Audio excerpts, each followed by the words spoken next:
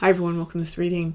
I have my crystal ball off to the side, so I will be scrying throughout this message. If you're new to my channel, my readings are a little different, and if you're returning, welcome back. You know how we do if it doesn't resonate with you. If you're forcing the story to fit, arguing with it in any way, just leave it behind for the people who it's meant for. So let's go ahead and let's begin. Okay. Taking a step aside and allowing Spirit to pass through me.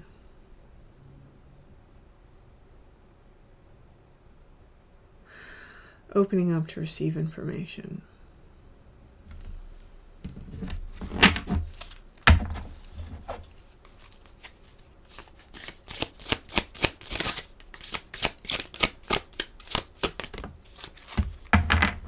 So right off the bat, one of the things that I'm seeing is I'm seeing like this train, and the train though, it's going in the reverse. It's not going forward. I don't feel that this is necessarily a negative thing though. I feel that this is required. There's something here, in order to go forward, we have to go backwards first. There's something here that needs revisited. Yeah, so the river. This is kind of my card of movement. When I get this card, because of the horse showing up, there's fast movement, but for me, this is fast movement into the emotions. And this makes sense of this train energy, because it seems that someone here, you're in the process of remothering yourself. This is finding areas where maybe you didn't receive the nurturing or the care that you required as a child, especially. And this seems to be someplace where a person is really kind of going back into the past. Even if you look at this card, this horse is traveling backwards, and really going backwards in order to sift through certain emotions and to create movement within some area of our life where we seem to have been anchored or stuck. Okay. There's some holes in the story. Okay, I don't know why that's what just came through, but very clearly that's what came through, was there's some holes in the story. And then I'm almost being guided to look at this part right here. Okay, kind of like this part right here.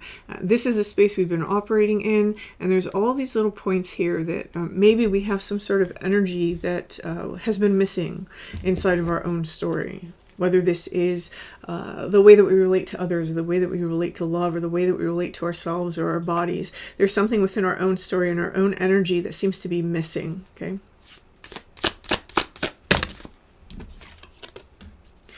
We have control, reversal of fortune. So there's this idea of like going back into the back, right? Reversal. I'm not reading it, well, I am reading it as reversal of fortune, but that's later in this reading. This feels a little bit like there are things here that maybe someone is struggling with issues of control because of, for example, lack. So with these missing spaces and this lack, there may be areas in regards to those very particular spaces that we try to exert a type of control that I don't think that we always see.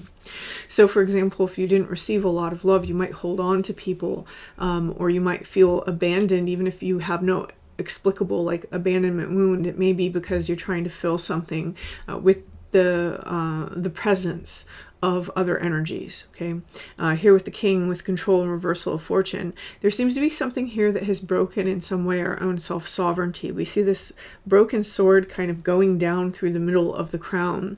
So this for me kind of speaks about the 7th chakra, the 6th chakra, and the throat. So there may be things about our personal vision, our personal sovereignty, the way that we navigate in the world that we've never been able to take control of.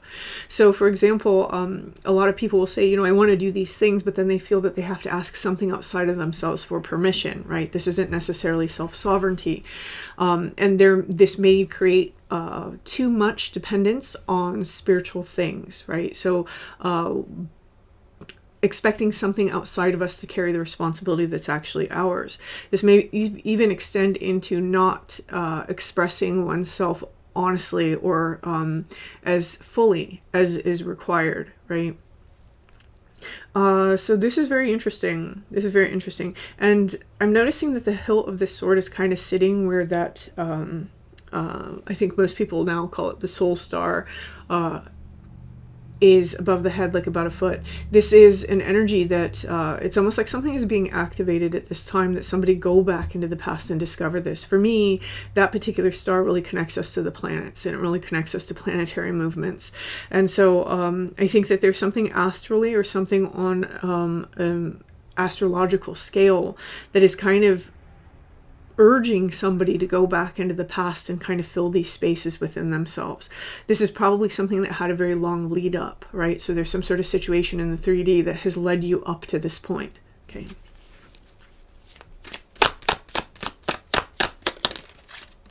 This is where the seed resides. The reason why I'm saying that is because this is flanked by acorns on both sides in the oak. So this is about the promise of like a new life, a new way of being. There's also some of you, this energy that you're going back into the past to kind of heal and to remother. Something that you may notice is that this is a maternal wound, right? Especially if it has to do with, I'm feeling personal vision for some of you, and then also expression. These might be some very big themes inside the maternal line of your family. Here we have the scholar. This is investigation and research, and I do feel that for whoever this message is for, you're doing quite a bit of this into yourself, maybe even into your maternal line, really studying ways to heal yourself, to work through, for example, I can almost see somebody like journaling or like looking up videos to understand shadow work better. There's something like that going on here with this scholar energy. I do feel that this is the energy because of the presence of that capping the very end and the beginning, starting with the Star Mother. I do think that this is a reading that's coming through for somebody who would definitely deem themselves a seeker. Okay. Okay, and we have the kiss here. And so these are ways that we're intimate, right? So the kiss card for me is just a little bit different, I think, than maybe what's inside of the book. I can't even remember what the book says. But this for me is about that deep-seated intimacy, which extends beyond like love relationships. This is the way that we connect deeply with, like, for example, soul tribe or soul family. And this is also the way that we connect with our parents. And how we connect with our parents often sets us up for how we connect with partners and friends in the future. So there's an energy here that's asking to be examined and asking to be investigated. Okay. What else? Okay.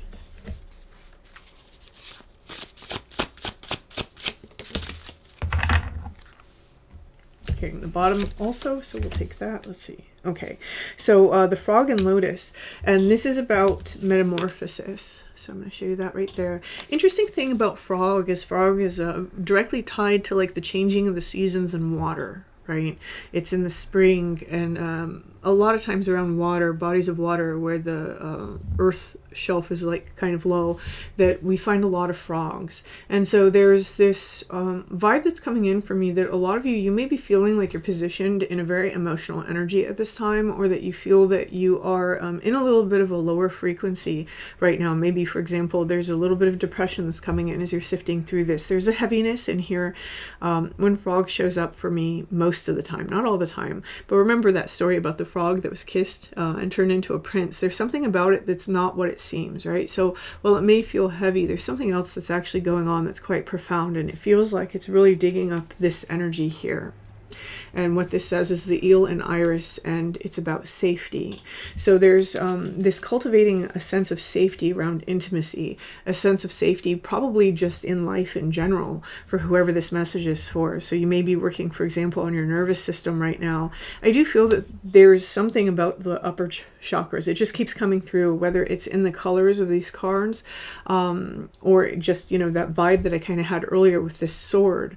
But this is really helping to bring the energy into a healthier, more balanced solar plexus space. This is our identity, right? Our confidence, who we are and how we show up in the world.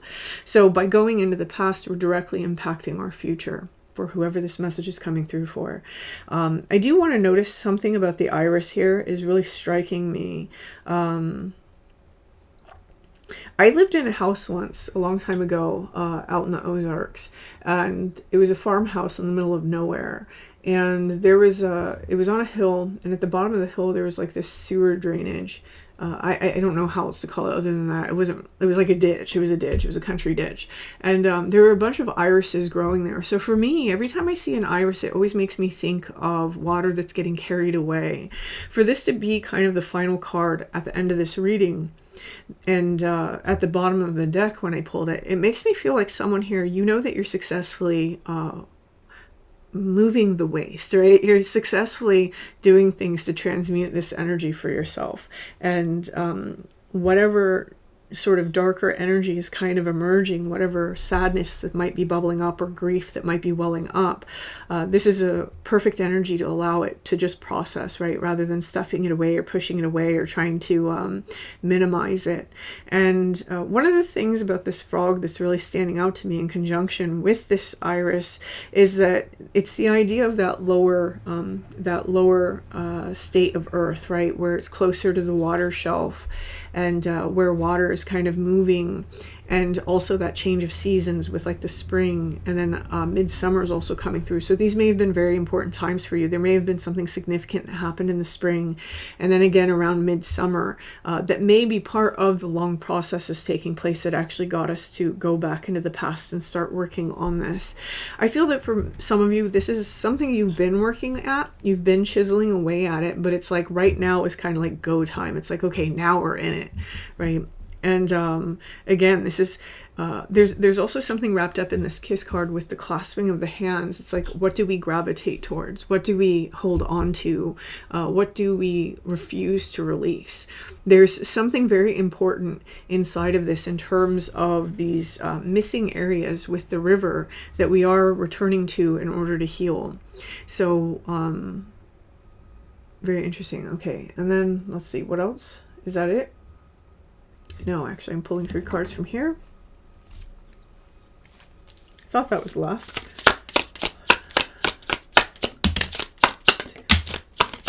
3. The bottom deck card is the King of Pentacles. Ooh, that's the father of the tarot. Very interesting. So here we have the Magician. Okay, I'm being told to just take them one at a time, so this one goes under here. Okay, the Magician. So with the Magician, one of the things about the Magician is there's that whole like slyness, like I'm going to do this over here while you're looking over here. And there's something about what we're discovering in those missing spaces that we're going back to remother, where it's like, oh, you were actually what was going on when I thought it was really this situation over here. And I know that whoever this message is meant for, you're going to know what I mean by that. It's like these 3D situations that happen around us and that we're navigating and that have been causing the problems that are causing us to go backwards. We're starting to understand the actual mechanism at play, like the Magician behind the curtain. Okay, interesting. And then we have the Lovers. I do feel that a lot of you, this is really about your love relationships, but it can be love of any kind. But for there's a strong, heavy energy of that, like your love relationships and close intimacy. There does seem to be something about the people that we choose coming up in this as well, and how to realign ourselves to other choices and other opportunities by going back and partaking in this mothering of yourself with the Star Mother. Some of you, I do want to say that mother-like figures, whether it's like the Virgin Mary or it might be Demeter, there seems to be I don't know why I said Demeter specifically. I don't know why that, I'm just going to say it because apparently that's for somebody. But Diana is what I was more thinking of. These are the types of energies that somebody may be working with at this time. Somebody may be, for example, working with the planet Venus. Okay. And then here we have the Ace of Pentacles. This is starting something new, so it's a new cycle.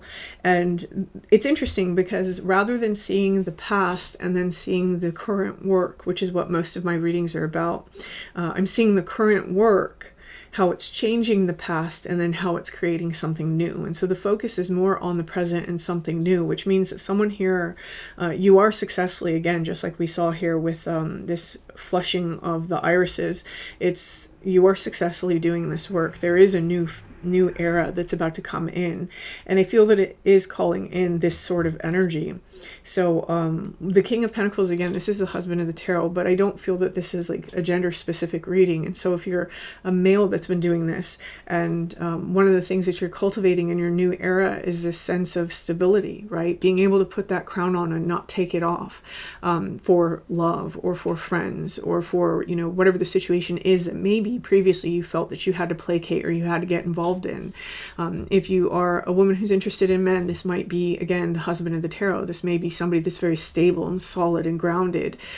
More though than that, the overarching energy that this is giving me is that in the future, what this is leading us to is something that's very practical, something that's very safe, something that's very stable. And just because it's safe doesn't mean it's boring, right? I think that whoever this message is for, that's not how you're going to hear that. You're actually going to welcome safety. This is something that is long-term. This is something that is lasting. So the King of Pentacles kingdom is very different from the kingdom of, for example, the King of Swords or the King of Wands, right? The King of Wands kingdom, they don't really know what to expect from one day to the next, because the King of Wands tends to change his mind.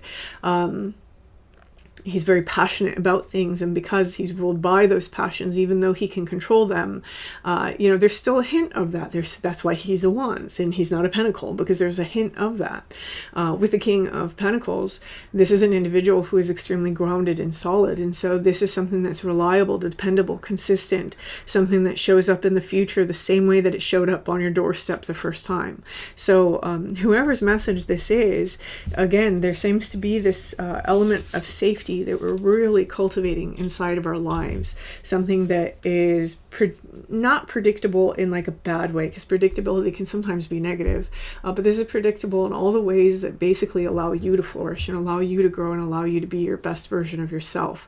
I do think that whoever this message is for, you do want to be careful of a propensity towards thinking that you have to be perfect in order to call that in, because that's not the case. But you do need to find the areas where there may be something missing in terms of your completion of love within the self, right? So, and that's what you seem to be working on. So whoever this message is for, I wish you the best of luck with this energy. This is beautiful energy. And feel free to leave me a comment. Feel free to like this video. And until next time.